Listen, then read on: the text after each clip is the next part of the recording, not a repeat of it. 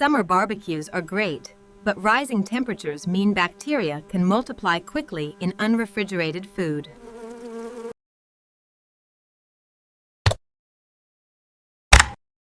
अस्सलाम वालेकुम। गर्मियों में फूड पॉइजनिंग एक बहुत बड़ा इशू है।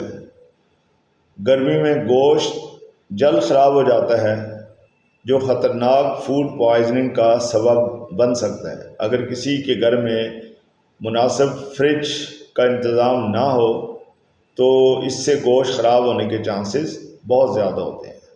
बासी गोश्त फ्रिज से देर तक फ्रिज में पड़ा हुआ गोश्त भी नुकसानदेह होता है। कच्ची बोटी अगर गोश्त सही तरह से गला ना हो तो जरासीम पेट में चले जाते हैं, इससे भी फूड पॉइजनिंग हो जाती है।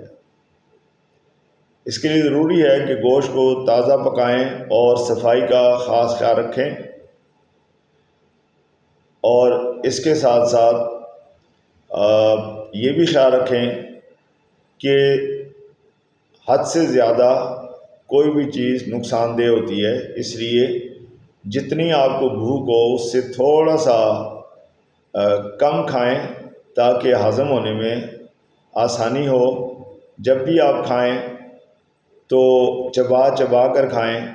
ये सुन्नत भी है और मेडिकली भी ये बहुत फ़ायदेमंद है। चूँकि एक गर्मी होती है और दूसरा हम अपने खाने में बद एहतियाती कर जाते हैं। ख़ास करके शादी ब्याह में आप देखते हैं कि वहाँ पे भी लोग उस मिक़दार से ज़्यादा खा जाते हैं जितना वो घर पे खाते हैं। तो इससे भी बिला वजह की बीमारियां जन्म लेती हैं। यानी एक दिन की उस खुशी के लिए आप फिर महीनों के हिसाब से इलाज करवाते रहते हैं।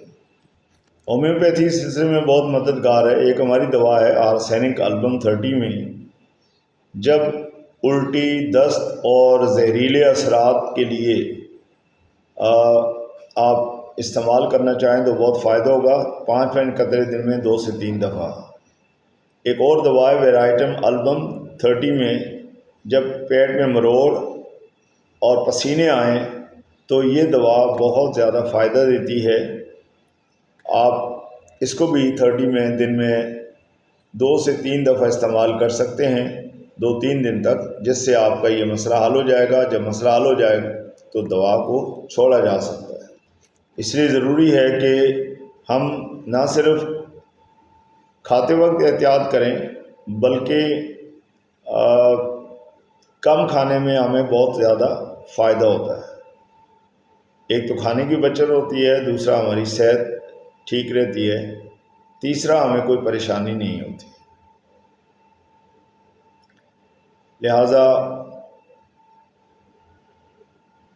जो लोग इन बातों का ख्याल करते हैं वो बहुत कम बीमार होते हैं, क्योंकि बहुत सारी बीमारियां ऐसी हैं जिनको हम खुद दावत देते हैं और उसके बाद फिर रोना धोना किसी काम का नहीं।